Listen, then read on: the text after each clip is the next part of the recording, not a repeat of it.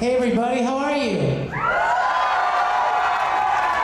Okay, by my clock, we have 7 minutes, and I'm gonna make you watch Star Trek. Hey bro, will you load that disc real quick and let's make them.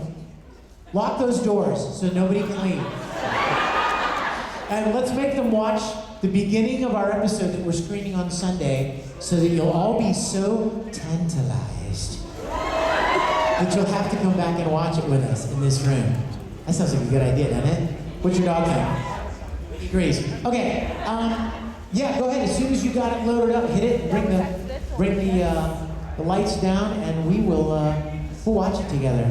I'm so glad you guys are here. It's so early on Friday. I was afraid like it would be me and 3 people.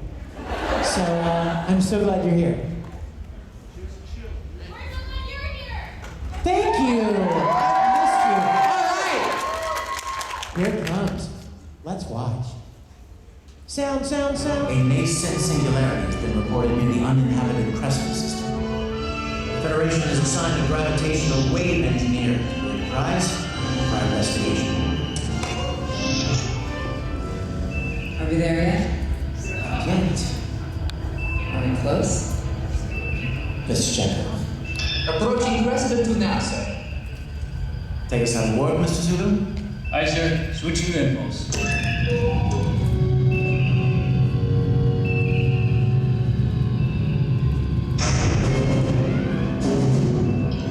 Places? I'm detecting a significant gravimetric field, sir. Stronger than we anticipated. There's no guarantees in black holes. Sensors confirm a massive shift in the system. The event horizon has consumed the planets 338. In 10 days? It is possible an interphasing rift has thinned the structure of space-time in this region. I'd say that's our cue to hightail it out. No, Jim! Captain, we are here to study the effects of singularities on space-time. With all due respect, we nearly lost the captain to a dimensional kill zone like this a year ago.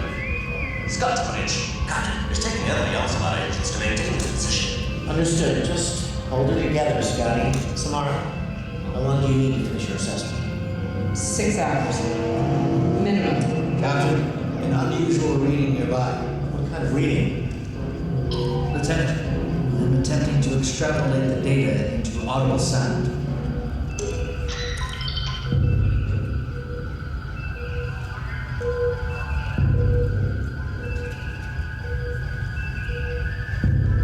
That's no engine.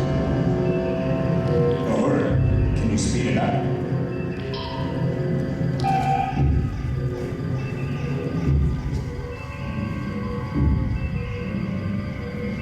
That's a heartbeat. Confirmed. One set of life signs on Crescent 2's moon.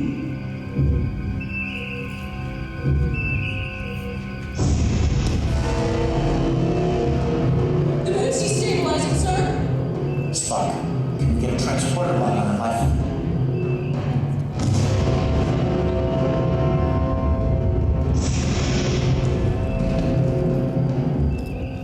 Still detecting faint life signs. I think we can rule out the moon.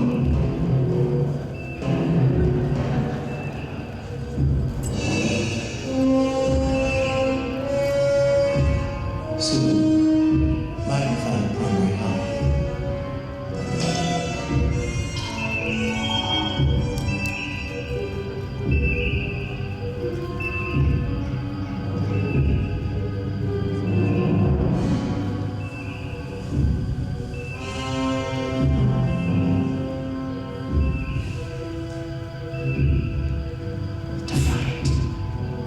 Affirmative. The ship's wave signature is out of phase from when we last encountered it. And life support has been re-established. Life? There was no one left alive on it. There is now. Spock, this time, if anything happens while I'm away, I shall secure the safety of the Enterprise. Jinx. Captain, I must protest. I should be investigating that rift. Your protest is noted. If that ship fades away with me in it, I'm gonna come back and haunt the whole lot of you. Energized?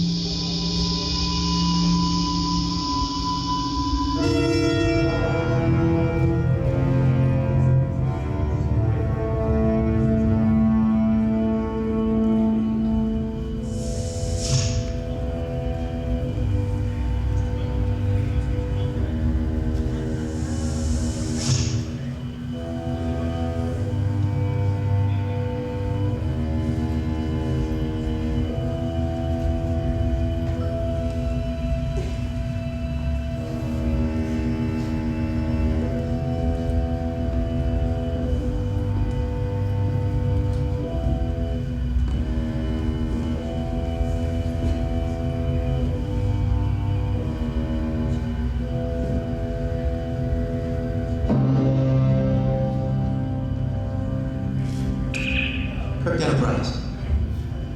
The bridge is empty. It's filled with dead crewmen the last time I was here. Captain, maybe we can examine the ship's logs, figure out what happened. Transfer. Scott's Captain, somebody's been souping up the engines. Shouldn't it at least 115 now? 115. Cutting in, Captain. Go ahead. You should have listened when I said we should hightail it out of here. What? Come see for yourself. On my way.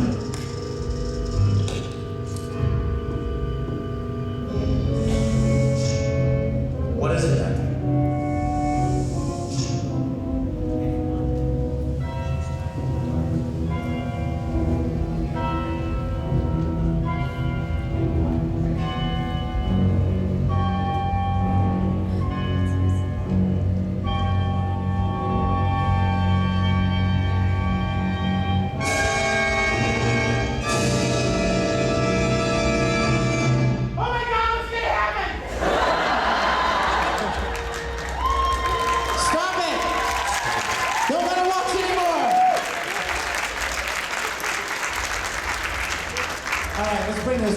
Up so I can see all these beautiful people.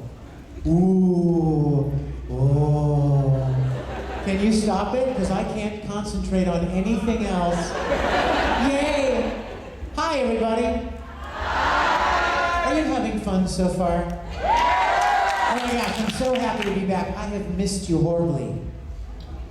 Hey, speaking of Star Trek, I know we weren't speaking of Star Trek, but speaking of Star Trek, has anyone gone to the EMP Museum and seen the exhibit there? Want to hear something fun? I helped out with that exhibit. I came up here months ago because one of the guys that works on my production was hired to actually come up here and refurbish and restore the original helm navigation console from the bridge that Sulu and Chekhov sat at, and the captain's chair. And I came up with it, and I got to touch it! I touched it, and I held it, and I caressed it. And I measured it, and I got underneath and looked to see how it was made, and it was really cool. And so I'm actually gonna go. I haven't gotten to see the finished exhibit. This all happened down in the basement of the museum while they were restoring it, fixing everything up. And so this weekend I'm hoping to get to the exhibit. And I already wrote the curator and I said, hey, I'm in town, I want to come and see the final exhibit. So can we bring some more lights on? Can we make it brighter in here? Can you, yes? We can't turn them on because of the screen. You can't turn them on because of the screen. Oh, I lied. Never mind. Sure you can! Get her! Security! That woman's a liar. Oh my gosh, I'm so happy you guys are here. Speaking of Star Trek, I want you to come to the screening, okay? On Sunday, we're going to show this whole episode that you just saw the beginning of. It was just released 2 weeks ago. The dog's coming, you heard him. So it was released 2 weeks ago, and it's getting a really great response. It's a really wonderful episode. Anybody seen it so far? This man, I love this man. This man is an American patriot. Right here. Oh, let's see. Oh, hold on one second. Hi, sweetie. Hi, everybody say hi, Michelle. I'm in a panel. I'm paneling. We're talking about Star Trek though, so it's a good day. I love you. All right, bye. My mom. Yes, sir. I watched the original episodes when they were first released. Me too! You're not that. Oh, yes, I am. Shut up! This girl just said, oh, yes, he is. I'm younger than your mom. Well, that's a good thing, I guess. How old is your mom? She's not here, just tell her. How old is she? Say it! 54. I love your mom. Let's get her on the phone and tell her that you just told 1,000 people how old she is. Oh my gosh, I'm so happy you guys are here. So please come on Sunday. We're going to show the whole episode. And it's really great, I promise. Even if you don't like Star Trek, you'll enjoy it. Because you get to see Todd with pointed ears. Yep. I mean, that's always a good thing, right? And Chuck Huber, you guys, a lot of you know the voice actor Chuck Huber. And anybody watch Mythbusters? Did you recognize Grant from Mythbusters? It's an awesome, awesome production that we would love to share with you. You can check it out online. This is our 8th episode, and they're all online, free to watch at StarTrekContinues.com. So, listen, before I forget, also, I thought my panel was going to be on Saturday, because, a lot of people only come on Saturday, right? So I got them to add me a panel tomorrow. So I want you to blow off everything else you were planning to do, and tell anybody that asks, they've added a panel. What time is it tomorrow? 8 o'clock tonight. 8 p.m. tomorrow night. So come and see me, okay? We'll hang out. We'll answer any questions we didn't answer today, and it'll be awesome fun. And I'll be better prepared. Sorry? Oh, no. It's not an 18 and over panel. I never do those panels. I'm a good boy. No, I don't do those panels. What? Hey, you said it, not me. But it's true. I don't do those things. Hi. What are the name of, you mean phasers? The driftwood that look just like them, and we have them. Sweet. I used to make them when I was your age. I would sit in front of the television, probably when I was younger than you. I would guess 17. Close enough. When I was 13, any 13-year-olds in here? At heart, yes. Mental age. I used to watch this show when I was 13, 12, no, 9, 10, 11, 12, on a black and white 19-inch television. Yeah, so now we know how old I am. Don't do the math. Don't do it. You know what? Before we get into questions, I want to tell you guys, I know one of the questions will probably be, what are you working on right now? Right? That makes sense. So I made a list. Because we've established that I'm old and I can't keep track of anything. So, here's my list. A lot of these you probably will not have heard of, which is fine, because there's a lot of anime out there, right? So I'm going to do this, I'm going to read through this, and some of them you'll know, and some of them you won't. Unbreakable Machine Doll, Space Dandy. Yeah. Oh, I like Space Dandy. Carnival, Tokyo Raven, Maji, Sailor Moon, Rock Lee. Oh, come on. You guys don't know about Rock Lee? Any Naruto fans here? Okay, you have to check out Rock Lee. It's like all of the Naruto characters as Chibi. Oh my God, it's the funniest thing you've ever seen. And I get to play Orochimaru. I know. A little creepy, isn't it? Let's see, Sailor Moon, where did I leave off? Rock Lee, free. Okay, boys, come on. Embrace your inner Speedo bathing suit. You know you love it. Okay, I have to tell you my free story, all right? I'm so excited. I love Free. I love Free. I love playing Reen because Reen is Shark Boy, right? When I was a kid, I had a pet shark. Right? I bet your mom didn't. No, this is so much fun. When Jaws came out, I'm aging myself again, but I loved that movie so much, and I was fascinated with sharks. After that movie came out, every assignment I ever got in school, in any class, I would do it on sharks. If it was a research paper, sharks. Speech, for speech class, speech on sharks. I mean, sharks. If it was math class, 15 sharks divided by 2.5 sharks. I mean, sharks. So my mom, my senior year of high school, my mom moved to Ocean City, Maryland, right on the beach. And there's a bridge that goes over from the mainland to Ocean City, Maryland. So one night, I was on that bridge with a friend of mine, summer vacation, fishing. And in the middle, like we're talking, all of a sudden, my pole goes, oh. I was like, oh my gosh, I got something cool, right? It's big, it's powerful. And my friend's like, reel it in. And I'm like, I can't reel it in. It's down there. I mean, what are you gonna do? Like hoist it up in midair, right? So I'm like, what do I do, right? I don't want to lose it, right? So I started walking along the bridge. And every time I would come to a light post, I would. And I got to the edge where the bridge met the shore, and I reeled it in. And it was like a 15-inch baby sand shark. It was the cutest thing you've ever seen. Oh my gosh. He was so little, he couldn't hurt you. Can't say that about a lot of sharks. I was like, oh. I put my finger in his mouth, and his teeth were so tiny, he couldn't hurt me. So I was like, I have to take him home. Right? I mean, dogs, cats, pet shark. Now that's cool, right?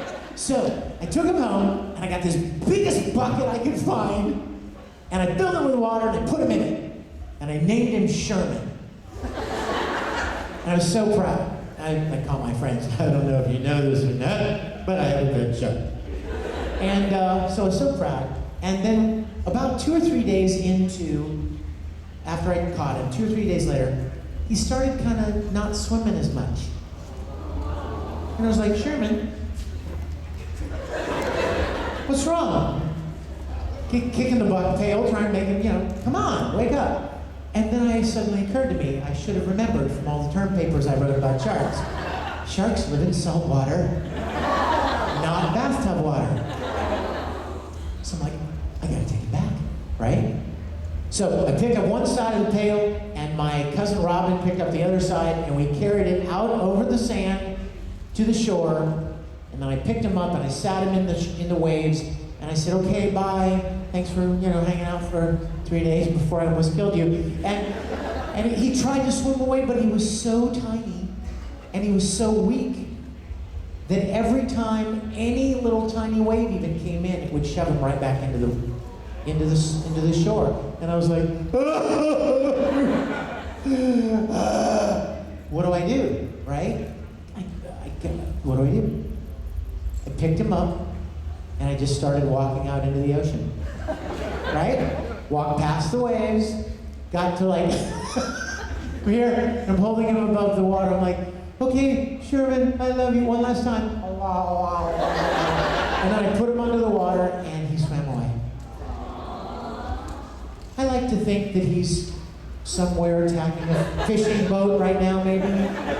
Or terrorizing swimmers off the coast of Australia, that kind of shark stuff. But so I love Free and being a part of that show. Let's see, back to my list. I totally forgot what I was talking about. Brothers Conflict. Oh my gosh, my character's such a dick. That's a medical term. Not being profane. Durarara. Black Butler. Okay, now I have to tell you my Black Butler story. So I auditioned for the first season, and I sent in my audition, and Colleen Clinkenbeard, who was originally directing, wrote me back and she said, "Hey, we got your audition. You sounded great, but your British accent sucks." And I'm like, "Damn." So the second season came along, and they asked me to audition for a character named Claude. Is that good? Is he good? No? Well, good then. I'm glad I didn't get that.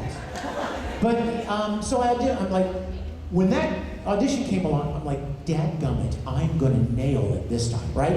Last time, my accent sucked, right? This time, I'm gonna work really hard. I'm gonna do my very best with this accent, this British accent. I'm even gonna send it to my British friends. And I'm gonna make sure they listen to it, make sure they think it's good. So I did, and they're like, "This sounds really good." So I sent it in, and by this time, Ian Sinclair was directing Black Butler. And he wrote me back, and he's like, "Hey man, got your audition, you sound great, but your accent still sucks." I'm like, I'm never gonna get to being stupid Black Butler. And then the third season came along, Book of Circus came along, and I finally got to play a cute character in Black Butler. Heroic Legend of Arslan, Garo, Rage of Bahamut, Show by Rock, Ruby. Oh my gosh, I love Ruby. Ruby, I love Ruby very much. Oh, yeah, guess what I just did last week? I just recorded season 5.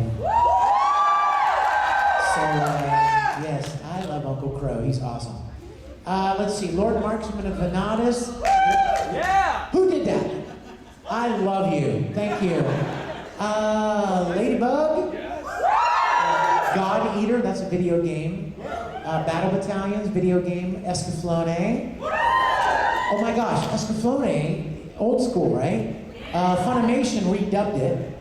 And what's really fun about Escaflowne is I play this older brother. And guess who plays my younger brother? Alpha. Aaron Dismute. Who played my younger brother in Full Metal. So it's like, Elric brothers together again. Let's see, World of Winx. What? Except I'm evil this time. Details. Tonare, Utaware, Anti-Gang, Alno Zero, Pillars of Eternity, that's a video game. Fairy Tale? It's about flipping time. I think they cast everyone else on the planet who's ever voice acted, and then they ran out of people. So they let me play somebody. I was like, I know, right? I'd like call Todd. I'm like, Todd, come on, you're freaking Natsu. Throw me a bone, man. Tell the director, put in a good word for me. And Todd's like, I'll do my best. And like nothing happened. And so finally, I got to play Mark Gere, who's cool. Yeah. He's bad. He's not a dick. I can't believe you said that word. Strike Witches. Yes! Really? Yes. Awesome. Garo, Crimson Moon, Charlotte, Digimon. I'm playing Matt in Digimon. Which I'm very excited about. I mean, Digimon, that's iconic, Like, Digimon was one of those shows that really brought anime into the mainstream. Dragon Ball Z, Digimon, Pokemon. Remember Beyblades? Right? All Yu-Gi-Oh. Even if you weren't a big fan, those were shows that got on television and really brought a lot of attention to anime. And that's why it's become so mainstream now, is because of shows like Digimon. So I'm really honored to be a part of it. Rio Rainbow Gate, Charger Girl Judah-chan, World of Warcraft. Oh my gosh, can I tell you my World of Warcraft story? Yeah! Alright, so I'd never played World of Warcraft, but I made a commercial. Has anyone seen it? The only reason I made this commercial was because William Shatner made one. A friend of mine called me and they said, hey, did you know William Shatner made a World of Warcraft commercial? I'm like, no. What's World of Warcraft? And so they sent me a link to the commercial, and I watched it, and I'm like, I love Bill Shatner. And then I looked at him like, wow, he's just standing in a white room. And they cut in some footage of the game, playing the game, right? But he's in a white room. I'm like, I could make a commercial like this. So I made one. And it's got like 3 million views. People would write me like, do you play World of Warcraft? I'm like, no. Sorry. And so my agent, my voiceover agent in Los Angeles would send me auditions for World of Warcraft. Now some of them I would really work hard on. because I thought I could do this really good. But some of them, they were like, how shall I say it? I would never be cast in this role, you know? Like, I thought to myself, does my agent even know they're sending this to me? Because this is not me, you know? Like, the description would be like, he is has a very low, gruff, mean voice. And I'm like, listen to me. This is my manager not paying attention to who he. So I wouldn't even record it. Like, if I got an audition that said something like that, I'm like, forget that. There are 1,000 guys in LA that are gonna get cast in that role before I will, right? So why waste my time? But then I would audition for World of Warcraft roles that I thought I really did a good job with. And I would send them in and I still wouldn't get cast. So I was kind of getting discouraged, you know, dang it, I gotta get more of the work, make the stupid commercial. Now I gotta get in it. And so one day, I got an audition for World of Warcraft. And it was one of those same ones. It was like, this character is the leader of the orcs. He's 12 feet tall, and he's mean, low, ominous, scary, creepy orc voice. And I'm like, here we go again, right? It's not me. But I was bored. This particular afternoon, I was kind of bored. And I thought, well, I just recorded a couple more other auditions. I've got the recording systems turned on, the mic's sitting right here. Why not, right? I'll just do it. So I recorded this. And I pushed my voice as low as I could. And I did my best. And I'm like, this is stupid. I'm never gonna get this. And then I thought, you know what?